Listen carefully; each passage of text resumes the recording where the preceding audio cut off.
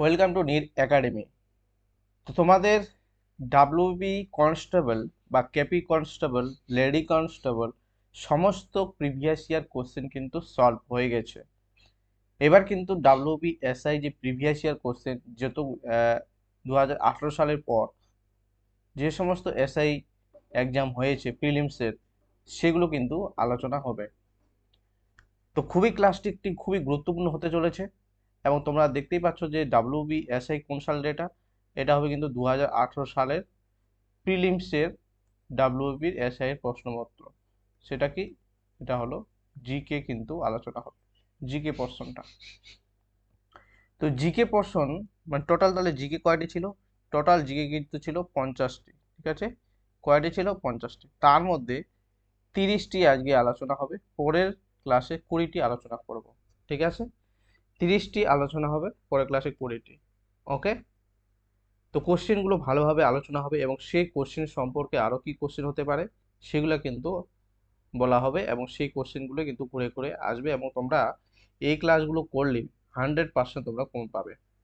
আমি এটা গ্যারেন্টি বলছি, কারণ প্রিভিয়াস ইয়ার কোশ্চেন তোমরা যদি প্রত্যেকটাই দেখো কনস্টেবলের, সেগুলোই কিন্তু কিছু কিছু রিপিট আসে এবং সেই রিলেটেড কোশ্চেন কিন্তু এসেছে। তো অবশ্যই তোমরা কমন পাবে, ক্লাসটি ভালোভাবে দেখো এবং জিকে কোশ্চেনগুলি কীভাবে আলোচনা হচ্ছে সেগুলো দেখো। এবং চ্যানেলে প্রথম হলে অবশ্যই তোমাদেরকে বলবো যে চ্যানেলটিকে অবশ্যই সাবস্ক্রাইব করো এবং ভিডিওটিকে লাইক করো এবং বন্ধুদের সাথে শেয়ার করো, এবং কোথাও অসুবিধা হলে অবশ্যই কমেন্ট করে জানাবে, এবং কমেন্ট করবে অবশ্যই যে কেমন ক্লাসটি লাগলো।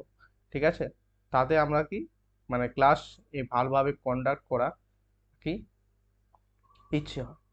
দেখো, 1 নম্বর কোশ্চেন কি বলছে, টেলি যোগাযোগের জন্য কোন ধরনের তরঙ্গ ব্যবহার করা হয়?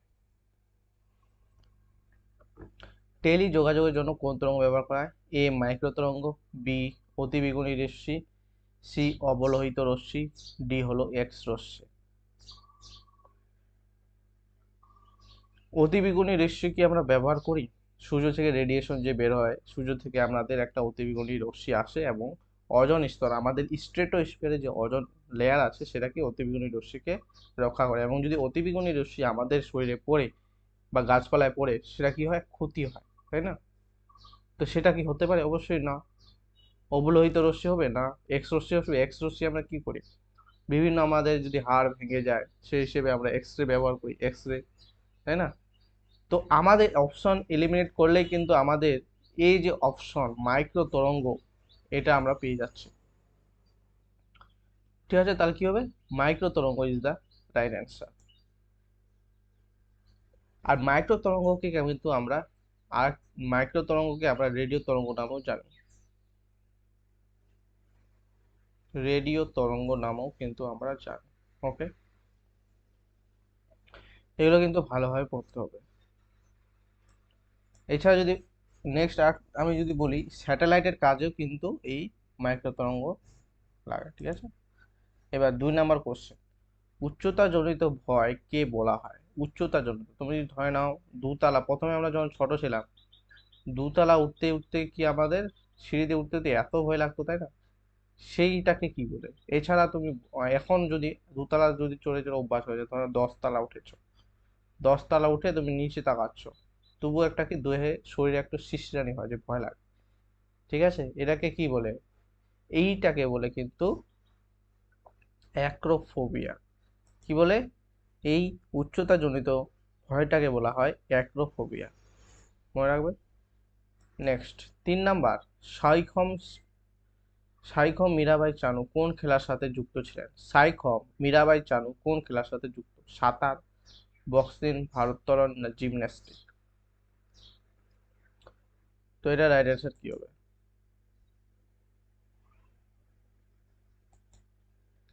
সাইখম মীরাবাই চানু, তাহলে এটা রাইট অ্যান্সার কি হবে? এটা হবে ভার উত্তোলন। কার সাথে সম্পর্কিত? ভার উত্তোলন is the right answer.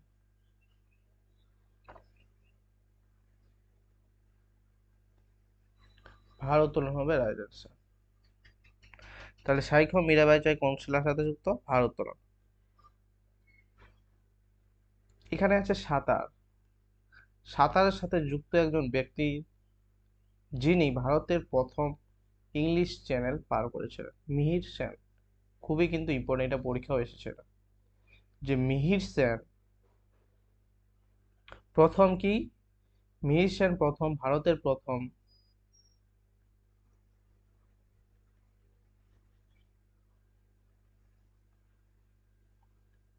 English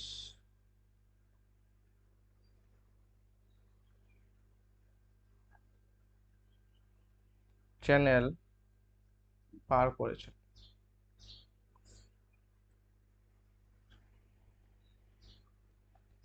okay, এছাড়া বক্সিং খেলার সাথে যুক্ত ব্যক্তি যদি তোমরা মনে করো বক্সিং খেলার সাথে যুক্ত ব্যক্তি, ঠিক আছে, তাহলে কি হবে, মনে রাখবে মেরি কম, তাই না? এছাড়া বিজেন্দ্র সিং, এগুলো কিন্তু মনে রাখবে।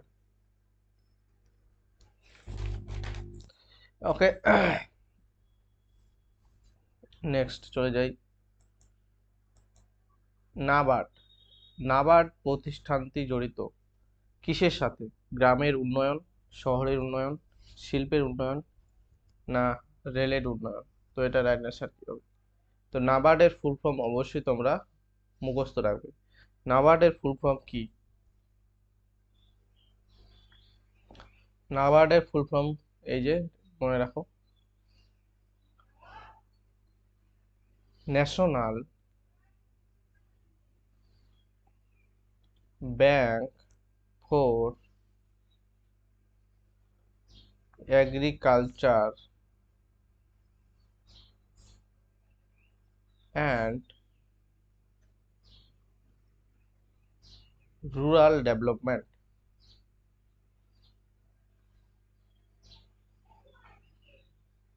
ঠিক আছে, এটা কিন্তু খুবই ইম্পর্ট্যান্ট। এবং এই যে নাবার্ড, তাহলে এখানে বুঝতেই পারছো, যদি তোমরা ফুল ফর্মটা দেখো, national bank for agriculture and rural development, তাহলে এখানে রুরাল ডেভেলপমেন্টটা তোমরা পেয়েই যাচ্ছ। তাহলে এটা কি হবে? গ্রামের উন্নয়ন, রাইট স্টার, গ্রামের উন্নয়ন। নাবার্ডের সদর দপ্তর কোথায় অবস্থিত? মুখস্থ রাখবে। নাবার্ডের সদর দপ্তর কোথায়? এটা অবস্থিত মুম্বাইয়ে। মুম্বাইয়ে কিন্তু নাবার্ডের সদর দপ্তর অবস্থিত। এবং ইস্টাবলিশ মানে প্রতিষ্ঠা কবে হয়? নাবার্ড প্রতিষ্ঠিত হয় 1982 সালে, 1982, 1982 সালে। ঠিক আছে, তো এখান থেকে এই কোশ্চেনগুলোই আসবে যদি নাবার্ড থেকে আসে, নাবার্ড থেকে যদি আসে এগুলোই আসবে, এর থেকে আর বাইরে আসবে না। নেক্সট 5 নম্বর কোশ্চেন, নিম্নের কোন ভারতীয় টাকা ভারত সরকার দ্বারা মুদ্রিত হয়? এখানে কি বলছে? ভারত সরকার দ্বারা, ঠিক আছে। তো 100 টাকা, 500 টাকা, 200 টাকা, না 1 টাকা? তো এটা রাইট অ্যান্সার হবে 1 টাকা। 1 টাকা হবে রাইট অ্যান্সার। এবং 1 টাকার নোট কার সই থাকে? সিগনেচার কার থাকে 1 টাকার নোটের? 1 টাকা কয়েন, নোট তো না, কয়েন।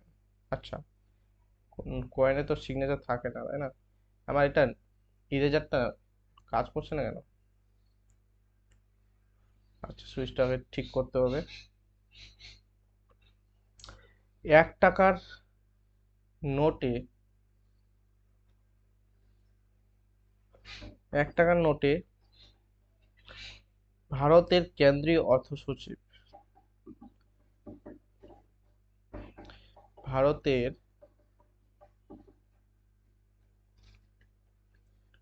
কেন্দ্রীয় অর্থ সচিব এর সই থাকে। তাহলে 1 টাকার নোটে, ঠিক আছে, 1 টাকার নোটে ভারতের কেন্দ্রীয় অর্থ সচিব, কেন্দ্রীয় অর্থ সচিবকে আমরা আবার এটার নামও জানি ইংরেজিতে ফাইন্যান্স সেক্রেটারি, ফাইন্যান্স সেক্রেটারি কিন্তু আমরা জানি। ওকে, 6 নম্বর কোশ্চেন কি বলছে, পদে থাকাকালে কোনো ভারতীয় রাষ্ট্রপতি মারা গেলে উপরাষ্ট্রপতি রাষ্ট্রপতি রূপে কাজ চালাতে পারেন, তাই না?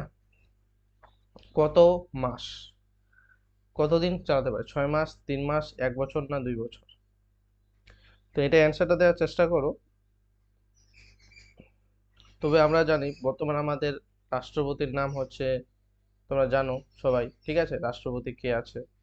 এছাড়া আমাদের সম্প্রতি রিসেন্ট আমরা জানেছি যে উপরাষ্ট্রপতি আমাদের কি করেছে, তার পদত্যাগ করেছে। উপরাষ্ট্রপতি কি করছে, পদত্যাগ করেছে। এবং পদত্যাগ পত্র কার কাছে জমা দিয়েছে, আমরা নিউজে দেখছি কার কাছে জমা দেওয়া হয়। যদি উপরাষ্ট্রপতি তার পদ ত্যাগ করে, তাহলে সে রাষ্ট্রপতির কাছে, তারপর তিনি রাষ্ট্রপতির কাছে কিন্তু এই পদত্যাগ পত্র জমা দেন। ঠিক আছে, রাষ্ট্রপতির কাছে কি পদত্যাগ পত্র জমা দেন। ঠিক আছে, এবার যদি এখানে কোশ্চেনটা বলেছে যে রাষ্ট্রপতি মারা গেলে উপরাষ্ট্রপতি সে কি করে, উপরাষ্ট্রপতি রাষ্ট্রপতির পদটা কাজটা চালাতে পারে। তো কত মাস, 6 মাস। এটা রাইট অ্যান্সার হবে 6 মাস।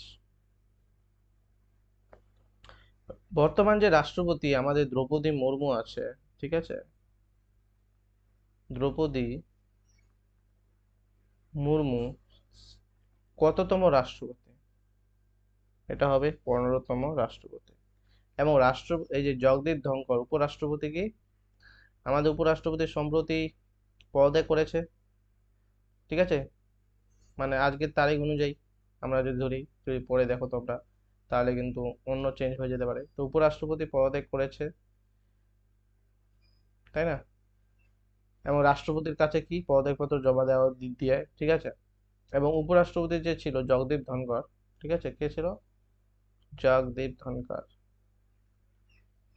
এবং ফরমার ওয়েস্ট বেঙ্গল গভর্নর ছিল কিন্তু, ঠিক আছে, মানে আমাদের প্রাক্তন পশ্চিমবঙ্গ রাজ্যের রাজ্যপাল ছিলেন। ঠিক আছে, ঠিক আছে, জগদীপ ধনখড়, ধনখড়। তো এটা কততম তিনি ছিলেন, এদের ইনি 14তম কিন্তু উপরাষ্ট্রপতি ছিলেন। ঠিক আছে, 14তম। এটা কিন্তু মুখস্থ রাখতে হবে, এগুলো কিন্তু আসে এবং এগুলো থেকে কমন পাবে 100%। আমি বলছি ক্লাসগুলো ভালোভাবে করো এবং অবশ্যই ভিডিওটাকে তোমরা লাইক করবে, ঠিক আছে। এবং চ্যানেলে প্রথম হলে অবশ্যই চ্যানেলকে সাবস্ক্রাইব করবে। এরকম আরো কিন্তু এক্সাম রিলেটেড, ডাব্লিউপি রিলেটেড আসবে, যাতে তোমাদের এক্সামে খুবই হেল্প হবে। জিকে কোশ্চেন, ওকে। কোন সিপিএম কোন সিপিএমএফ ও সিএপিএফ ইন্দোচীন সীমান্তে পাহারা দেয়। যারা এসএসসি জিডির জন্য বড়, তাই না, এসএসসি জিডি নিয়ে যারা খাটছো বা এগুলা তোমরা কিন্তু এটা জানতে, তাই না, এটা সাধারণ কোশ্চেন। তো ইন্দোচীন কে পাহারা দেয়, আইটিবিপি, এসএসবি, বিএসএফ না সিআরপিএফ। তো আইটিবিপি দেয়, তাই না। তো ITBP is the right answer. ITBP full form কি, ইন্ডো টাইবেটান বর্ডার পুলিশ। ঠিক আছে, Indo Tibetan border border police. Next 8 number question, নিম্নের কোন সংশোধনী দ্বারা ভারতীয় সংবিধানের প্রস্তাবনা সংশোধিত হয়েছিল। তাহলে নিম্নের কোন সংশোধনী দ্বারা ভারত প্রস্তাবনা সংশোধিত হয়েছিল। 56তম, 42তম সংবিধান সংশোধন, 44তম, না, এটি কখনোই সংশোধিত হয়নি। তো এটা কত হবে, তো সংবিধান সংশোধিত হয়েছিল 1900 কত সালে, 76 সালে, এটা 1976, 1976 সালে 42তম সংবিধান সংশোধনীর মাধ্যমে। ঠিক আছে, 1976 সালে 42তম সংবিধান সংশোধনীর মাধ্যমে। তো রাইট অ্যান্সার তাহলে কি হবে এখানে, তাহলে 42তম সংশোধন হবে। এবং এই সংবিধান সংশোধনের প্রস্তাবনায় 3টি নতুন শব্দের যোগ হয়েছে। কি কি শব্দ যোগ হয়েছে, এগুলো কিন্তু অবশ্যই মুখস্থ রাখা দরকার। সমাজতান্ত্রিক,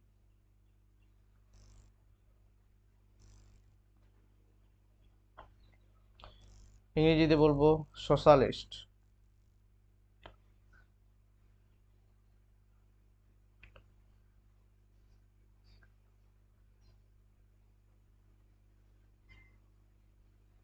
দুই নাম্বার হচ্ছে ধর্ম নিরপেক্ষ। আজ এই ক্লাসটা আস্তে আস্তেই করছি, কারণ এখানে অনেক কিছু ইনফরমেশন দিতে হবে। তো সেজন্য আস্তে আস্তে আজকে ক্লাসটি করা হচ্ছে, এবং তোমরা মানে ভালোভাবে ক্লাসটি কিন্তু মনোযোগ সহকারে দেখো।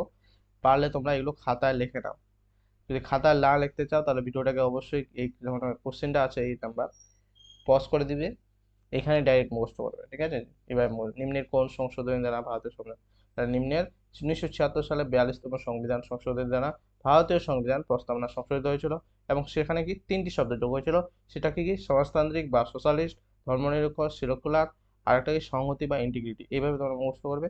তোমাদের তোমাদের কিন্তু খুবই খুবই একটা একটা উপকার হবে, ঠিক আছে। সংহতি বা ইন্টিগ্রিটি,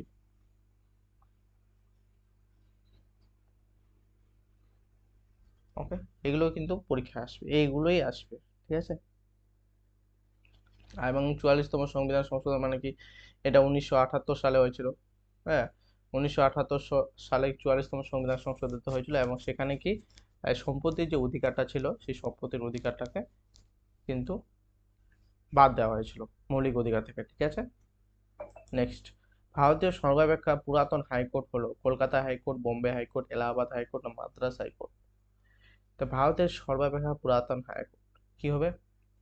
এটা কিন্তু খুবই একটা কমন কোশ্চেন, কলকাতা হাইকোর্ট। এবং কত সালে, সালটা অবশ্যই মুখস্থ রাখতে হবে, 1862, 1862 সালে। 1862 সালে কলকাতা কিন্তু কলকাতায় হাইকোর্ট স্থাপিত হয়েছিল, এবং কলকাতা হাইকোর্টের প্রধান বিচারপতি কে আছেন বর্তমান? এটা কিন্তু তোমরা পারলে কমেন্ট করো, ঠিক আছে। কমেন্ট করো যে কলকাতা হাইকোর্টের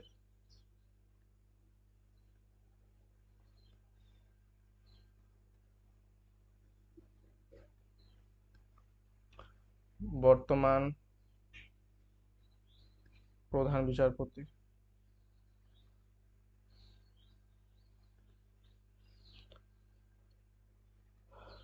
ঠিক আছে, এটা কিন্তু হোমওয়ার্ক থাকলেও কমেন্ট করবে, ঠিক আছে।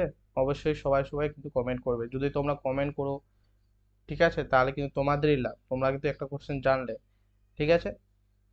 ওকে, 10 নম্বর কোশ্চেন, কিংবদন্তি টেনিস খেলোয়াড় রাফায়েল নাদাল যে রাষ্ট্রের নাগরিক তা হলো ইংল্যান্ড, স্পেন, অস্ট্রিয়া, না বেলজিয়াম।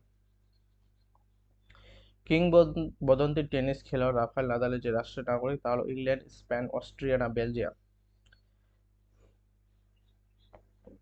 তো এটা একটা স্পোর্টস রিলেটেড কোশ্চেন, ঠিক আছে, কিন্তু এসআই এসআই কোশ্চেন, বুঝতেই পারছো লেভেলটা একটু হাই হয়। তো এটা আবার ইন্টারন্যাশনাল স্পোর্টসের সাথে চলে গেছে, তাই না, ইন্টারন্যাশনাল। আমরা যেমন কনস্টেবলে কি দেখছিলাম, কনস্টেবলে আমরা দেশের কি, দেশে আমাদের ভারতের মধ্যে কে কোন খেলার সাথে যুক্ত ছিল সেগুলো দেখছিলাম। কিন্তু যেহেতু এসআই লেভেলটা একটু হাই হবেই, সেজন্য এখানে দিয়ে দিচ্ছে কি স্পোর্ট ইন্টারন্যাশনাল। তো এটা কি হবে? এটা রাইট অ্যান্সার হবে স্পেন। টেনিস খেলোয়াড় রাফায়েল নাদাল স্পেন এই রাষ্ট্রের নাগরিক ছিল। এছাড়া তোমাদের টেনিস খেলার সাথে নাম্বার 1 কে আছে বর্তমানে? টেনিস খেলোয়াড়, এই টেনিস খেলোয়াড়ের নাম্বার 1 কে আছে এবং কোথাকার বাসিন্দা বলতে পারবে? জানিক সিনার, ঠিক আছে, জানিক সিনার, এবং তিনি ইটালিয়ান ইটালিয়ান রাষ্ট্রের ইটালিয়ান রাষ্ট্রের কিন্তু অধিবাসী, তাই না, জানিক সিনার 1 নাম্বার র্যাঙ্কে। আর একটা ইম্পর্টেন্ট নাম আছে, সেটা 6 র্যাঙ্ক করে, এটা কিন্তু পরীক্ষা বারবার আসে, নোভাক জোকোভিচ, এটা কিন্তু বারবার পরীক্ষায় আসে, এবং এই কত নম্বর র্যাঙ্ক? 6তম র্যাঙ্ক, ঠিক আছে, জোকোভিচ। টেনিস প্লেয়ার, এখানে কোথাকার বাসিন্দা? সার্বিয়া, ঠিক আছে। এইগুলো কিন্তু ইম্পর্টেন্ট, ঠিক আছে। জানিস সিনার ইটালিয়ান, নভোজাগোভিচ সার্বিয়া। নেক্সট, নিম্নলিখিত কোন দুটি দেশ আরব সাগরে হওয়া যৌথ নৌবাহিনীর মহড়া বরুণা 2018-তে অংশগ্রহণ করেছিল? কি হবে? Bharat Bangladesh, Bharat Sri Lanka, Bharat France, Bharat Israel. তো বিভিন্ন যে সামরিক মহড়া হয় সেগুলো কিন্তু পরীক্ষায় আসে। দেখো, এটা কারেন্ট অ্যাফেয়ার্সের, বরুণা 2018 সালে। তো সেগুলো কিন্তু পড়তে হবে। এটা কি হবে? ভারত এবং ফ্রান্সের মধ্যে কিন্তু হয়েছিল এটা। গাড়ির হেডলাইট যে দর্পণ ব্যবহার করা হয়, এটা হচ্ছে তিন, এটা এখানে আরেকটা কোশ্চেন থাকে কি, গাড়ির যে মিরর মানে আয়না,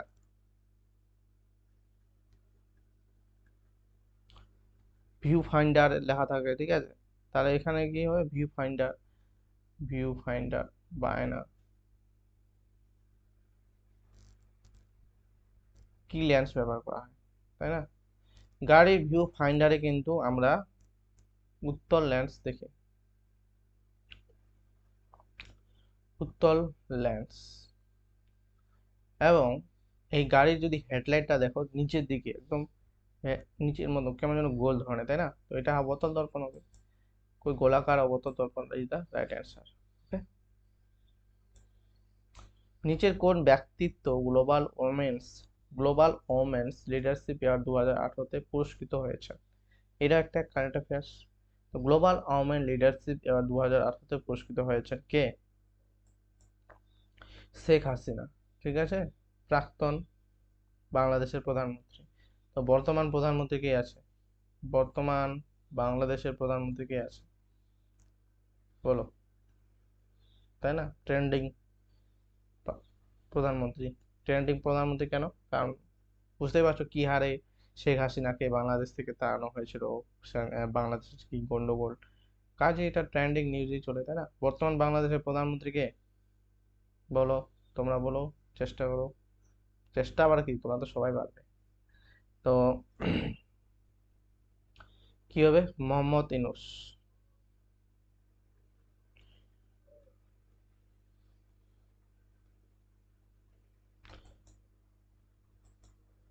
হিরোশিমাতে ফেলা পারমাণবিক বোমাটির সাংকেতিক নাম কি?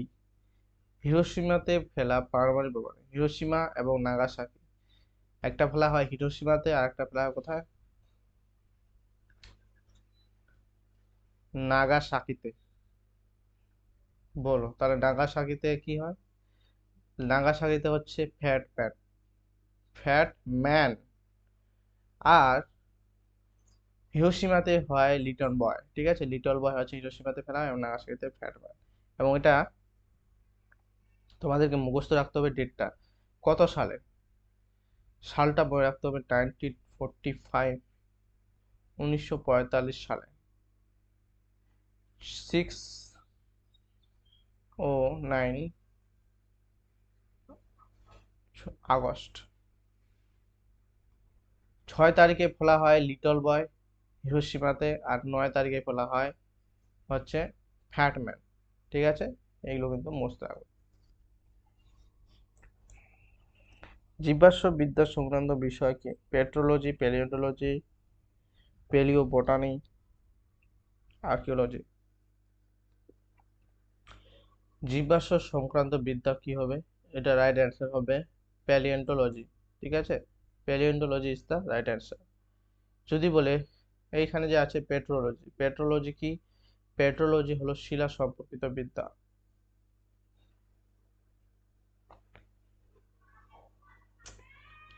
শিলা সম্পর্কিত বিদ্যা।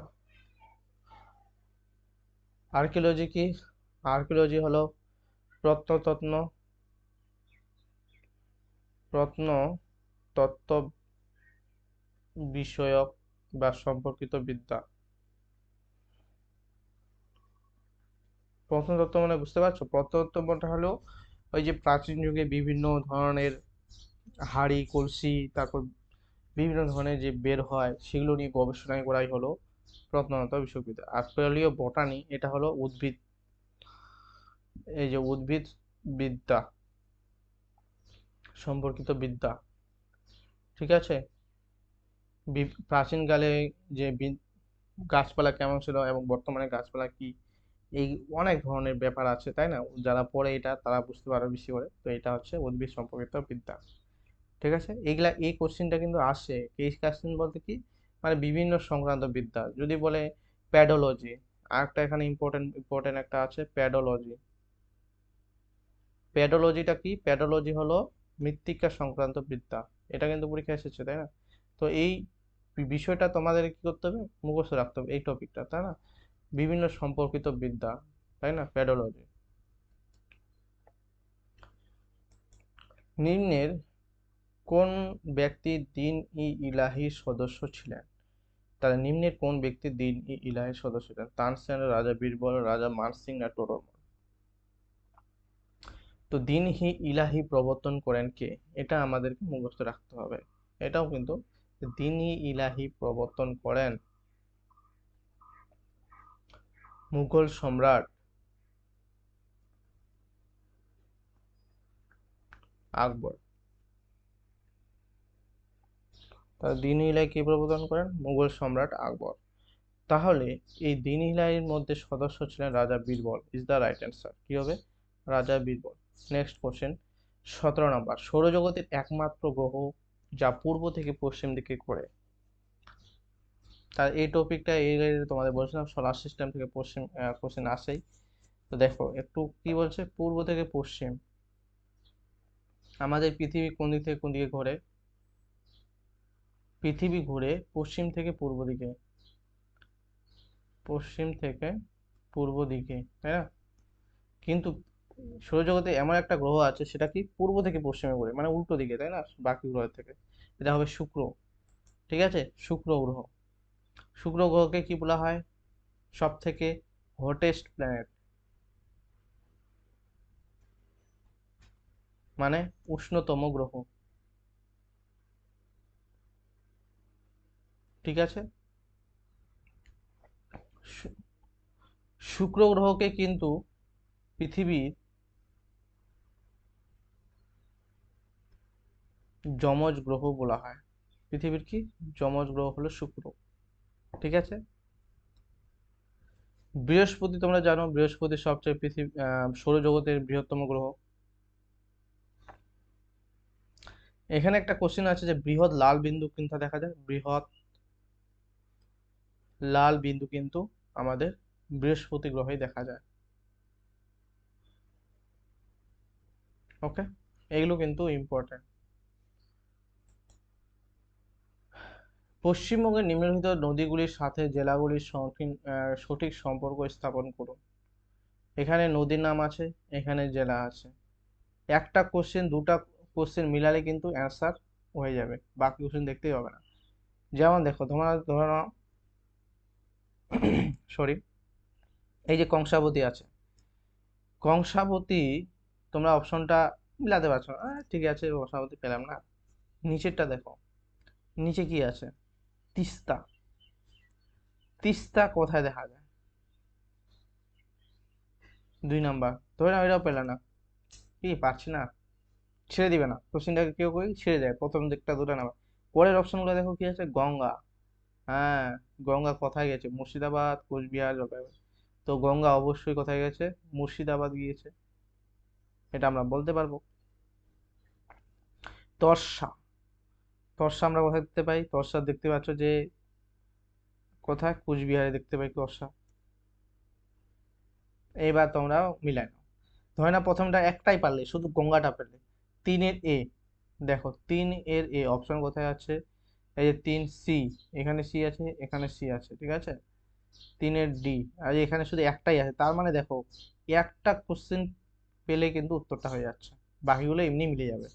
তাই না, তোমাদের একটা কোশ্চেন মুখস্থ আছে যে আমার একটাই এটাই আছে, ঠিক আছে, মুর্শিদাবাদ, গঙ্গা মুর্শিদাবাদ দিয়ে গিয়েছে, তাই না?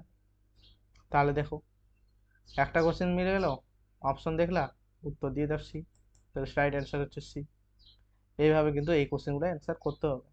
ওকে, কোন দিনটি আন্তর্জাতিক যোগ দিবস রূপে পালিত হয়? আন্তর্জাতিক যোগ দিবস, इंटरनेशनल योगा डे। ठीक है, इंटरनेशनल योगा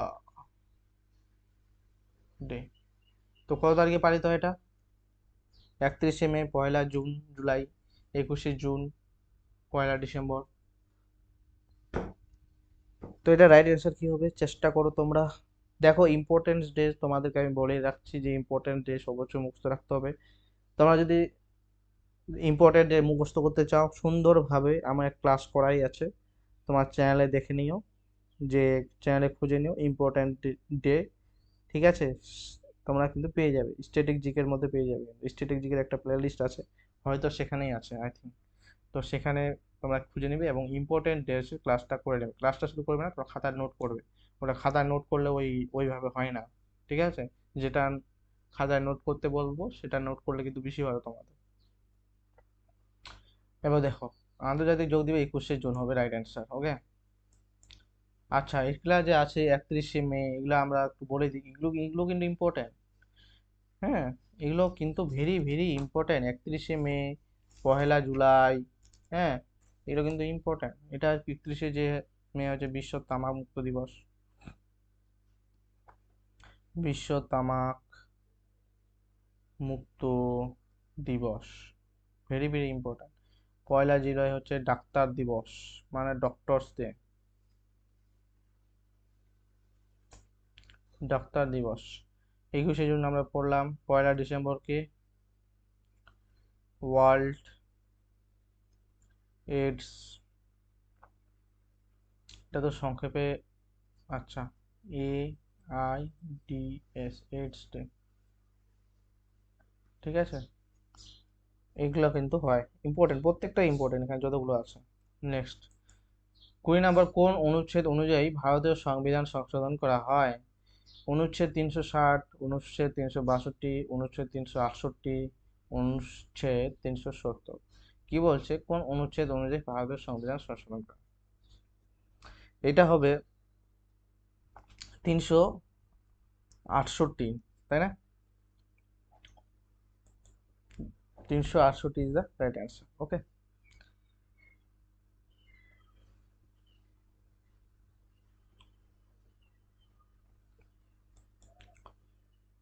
ভাষার ভিত্তিতে ভারতের সর্বপ্রথম কোন রাজ্য পুনর্গঠিত হয়েছিল?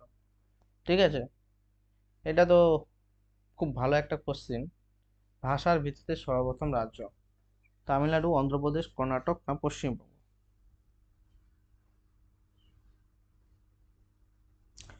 Andhra Pradesh is the right answer. এছাড়া ইম্পর্টেন্ট একটা কোশ্চিন আমি এখানে লিখে দিচ্ছি, দেখো, ভারতের নবীনতম রাজ্য কি হবে এবং কত তারিখে হয় সেটাও তোমরা মানে নিজেরাই বলো, কারণ এখানে তো রেকর্ডেড হচ্ছে। দেখো, ভারতের নবীনতম রাজ্যকে, রাজ্য যদি বলে তাহলে হবে তেলেঙ্গানা। এবার সালটা বলো, নিজেরা চেষ্টা করো, সাল কবে, কত সালে? সাল হবে 2014 সালে, তাই না? 2014 সালে হচ্ছে নবীনতম রাজ্য, এটা মনে রাখলেও হবে। এছাড়া তোমরা যদি তারিখটা মনে রাখো, 2nd জুন, 2nd জুন কিন্তু এটা মনে রাখবে, তেলেঙ্গানা দিবস হিসেবেও পালিত হয়। তার 2014 সালে 2nd জুন কিন্তু ভারতের নবীনতম রাজ্য তেলেঙ্গানা গঠিত হয়। তাহলে এই যে তেলেঙ্গানা রাজ্যটি গঠিত হয়, কোনো রাজ্য ভেঙে, তো তো এটা তো মুখস্থ রাখতে হবে, কোনো রাজ্য ভেঙে তেলেঙ্গানা রাজ্য হয়েছে, এমনি তো এখানে কোনো একটা জুড়ে দেওয়া হয়নি, সে কোন রাজ্যটা ভেঙে তেলেঙ্গানা রাজ্য গঠিত হয়েছে। তো এটাই হবে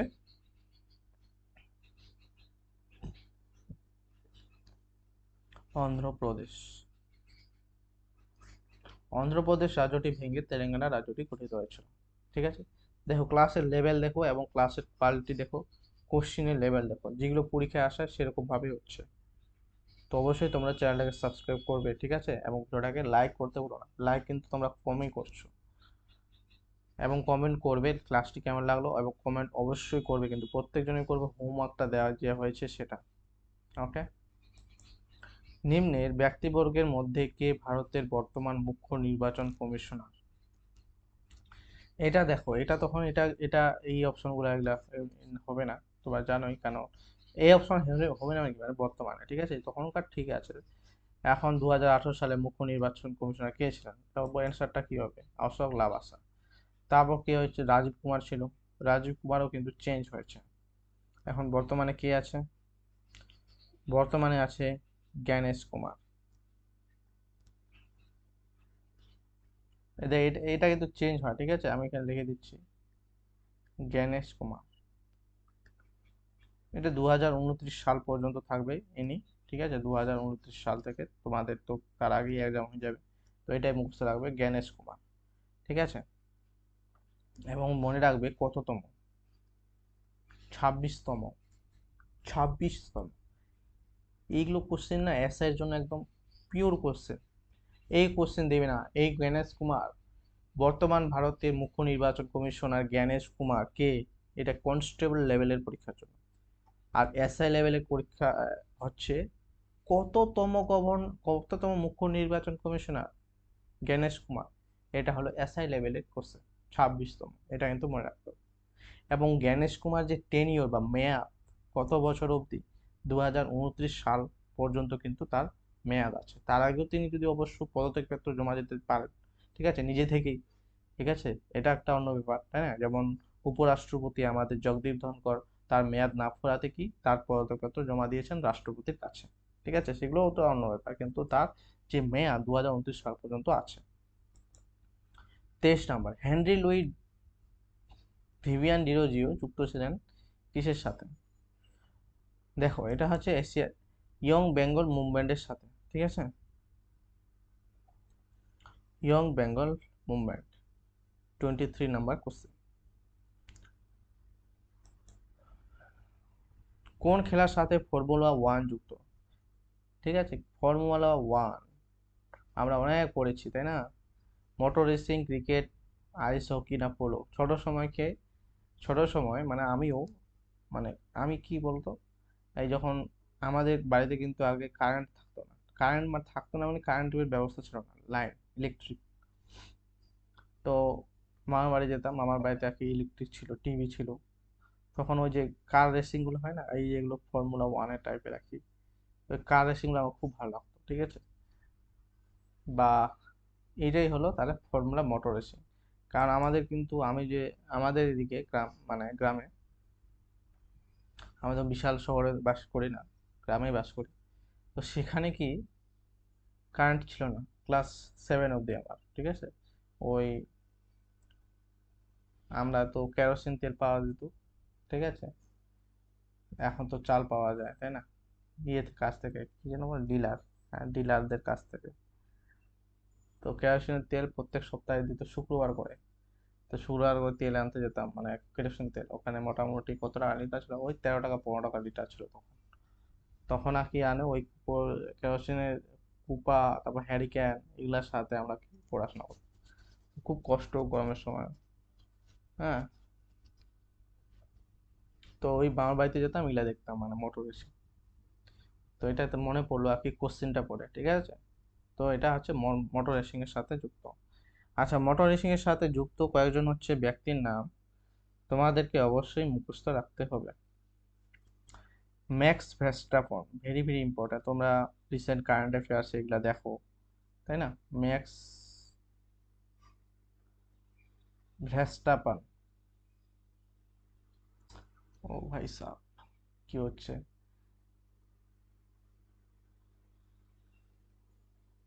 আরেকটা মনে রাখবে হচ্ছে লুইস হ্যামিল্টন। কেন মনে রাখতে বলছি, কিরকম কোশ্চেন আসতে পারে, এর আগের কোশ্চেন তোমরা দেখলে যে মোটর রেসিং বা ফর্মুলা ওয়ানের সাথে যুক্ত ব্যক্তির নাম নিচের কে বা নিম্নের কে? ম্যাক্স ভেস্টাপন থাকলো, বাকি অন্য কিছু নাম থাকলো, তো সেই জন্য এগুলা কোশ্চেন আসতে পারে। ম্যাক্স ভেস্টাপন হচ্ছে মোটর রেসিং সাথে যুক্ত, লুইস হ্যামিল্টনও কিন্তু মোটর রেসিং সাথে যুক্ত। 25 নম্বর কোশ্চেন, বিচারক কিংসফোর্ড উপর হামলা ক্ষুদিরাম বোসের সাহায্যকারী কে ছিলেন? এই যে কিংসফোর্ডের উপর হামলা হয়েছিল, এটা কবে হয়েছিল, এটা তারিখটা কিন্তু খুব ইম্পর্টেন্ট। তারিখ কত সালে হয়েছিল বলো, কত সালে হয়েছিল? এটা 1908 সালে হয়েছিল। তারিখটা, সাল প্লাস তারিখটা ইম্পর্টেন্ট, তারিখটাও কিন্তু ইম্পর্টেন্ট, কারণ এটা হচ্ছে শুধু 1908 সালে তো না, পারফেক্ট তারিখটা মুখস্থ রাখতে হবে। 30শে এপ্রিল, ঠিক আছে, 30শে এপ্রিল 1908 সালে। 30শে এপ্রিল হচ্ছে মুজাফফরনগরে, ঠিক আছে, কোথায়? মুজাফফরনগরে।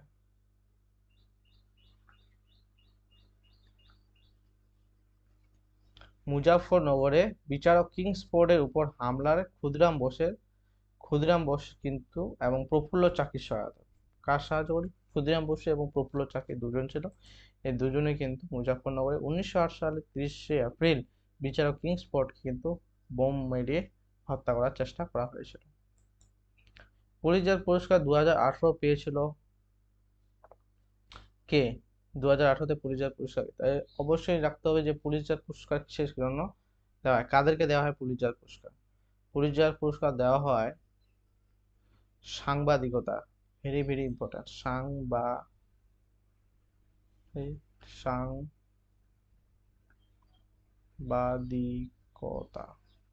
ঠিক আছে, বাংলা ঠিক হলো তো? ভুল হলে যেটা বলছি মনে রাখবে, ঠিক আছে, বানান ভুল হতেই পারে, ওকে। সাংবাদিকতা আর সাহিত্য,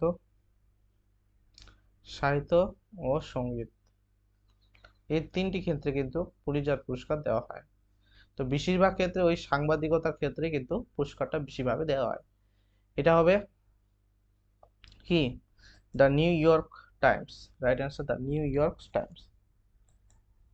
অতি নিম্ন তাপমাত্রায় গঠিত বিভিন্ন ঘটনা সংক্রান্ত বিষয় সম্পর্কিত বিজ্ঞান যে নামে পরিচিত তা হলো কি, ফেজোনিক্স না ফ্লোজোনিক্স, সাইটোজেনিক্স, রেফ্রিজেনিক্স, ক্রায়োজেনিক্স।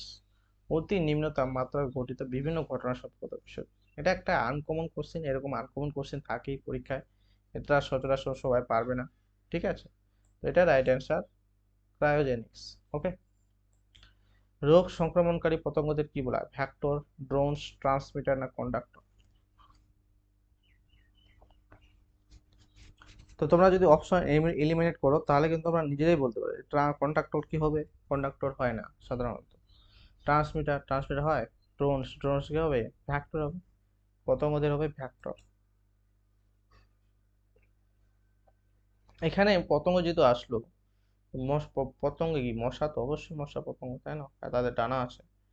এই মশার, এই ম্যালেরিয়া রোগ হয় কোন মশার কামড়ে? ম্যালেরিয়া রোগ হয় কোন মশার কামড়ে? এটা হবে স্ত্রী অ্যানোফিলিস মশা, স্ত্রী অ্যানোফিলিস মশার কামড়ে হয়। এছাড়া যদি হয় আরেকটা মশা, ডেঙ্গু, ডেঙ্গু জ্বর যে হয়, এটা কোন মশার কামড়ে হয়? এটা হবে অ্যাডিস মশার কামড়ে, এডিস মশা, ঠিক আছে, এডিস মশার সাথে যুক্ত। এই দুটো ইম্পর্ট্যান্ট। নিচের কোন দেশটি ব্রিক্স এর সদস্য নয়, কানাডা, ব্রাজিল, রাশিয়া না ভারত? সদস্য নয়, তখন তো 5টি ছিল, বর্তমানে কিন্তু ব্রিক্সের সদস্য সংখ্যা বেড়েছে।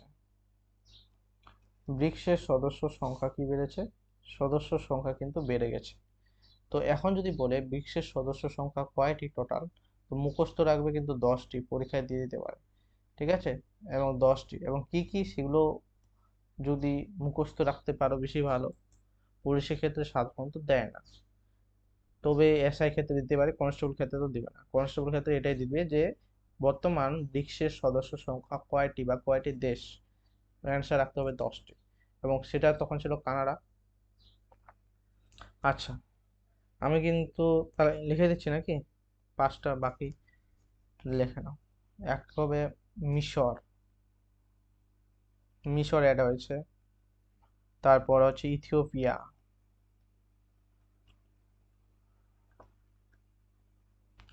ইথিওপিয়া হবে, ইরান হবে,